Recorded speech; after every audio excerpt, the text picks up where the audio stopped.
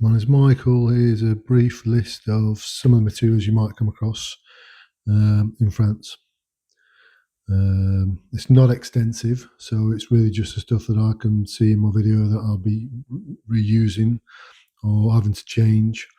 And one of those are the rafters, some of the rafters on the lower part of the roof, or chevron, as the French call them. And chevrons tend to come in this particular size. You can get half chevrons as well, but I wouldn't fancy standing on one of those. And in old money, that would be something like 2.5 inches by 3 inches, which is less than the UK equivalent, which is normally 4x2s, or as the Americans say, 2x4s. So the lower ones on my roof at the rear, I'm going to have to replace. There's about 12 of them I've got replaced. And then we're just spanning around a little bit into the actual roof section itself.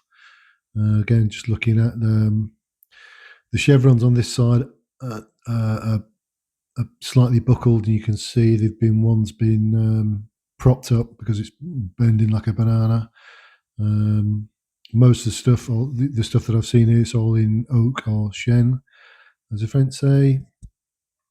The cross beams don't look too bad. I think they'll be all right. They might just need a little bit of strengthening, but I'm going to be utilising those.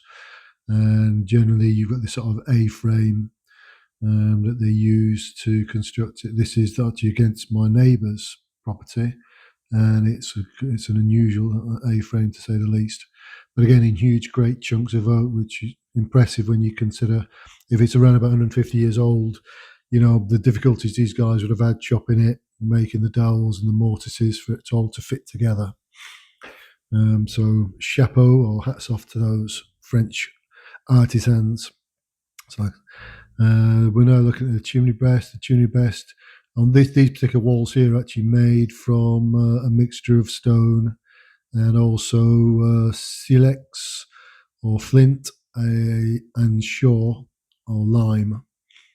So there's a mixture. They've mixed the lime, the flint, whatever stone they've found as well into a lime mortar, and then they've kind of built the outside like that. So it's a bit of what you might say, a bit of a hodgepodge, but it has stood 150 years, so obviously they were doing something right.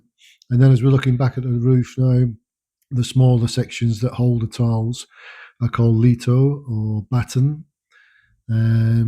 This is the smallest size I could find, although my roof actually the batten is 30 millimeters by 15 millimeters, so it's actually slightly smaller than this.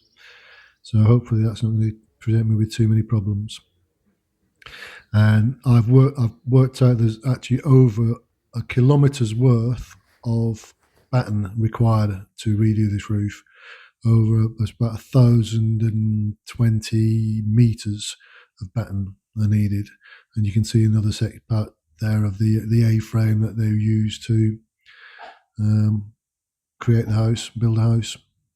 And reverting back to the chimney breast again, which has been hacked at some stage to put a secondary sort of vent in to push heat into the other room with a conduit, which isn't there now.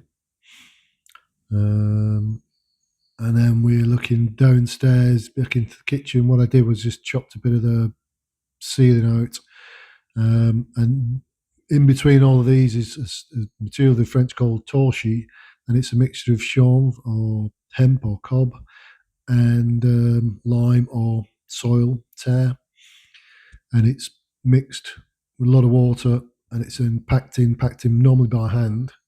Everything's kind of done the day by hand, compacted really well, and as it takes weeks and weeks to dry, but once it's dry, it's pretty solid, and they can put floors on top of that as they've done.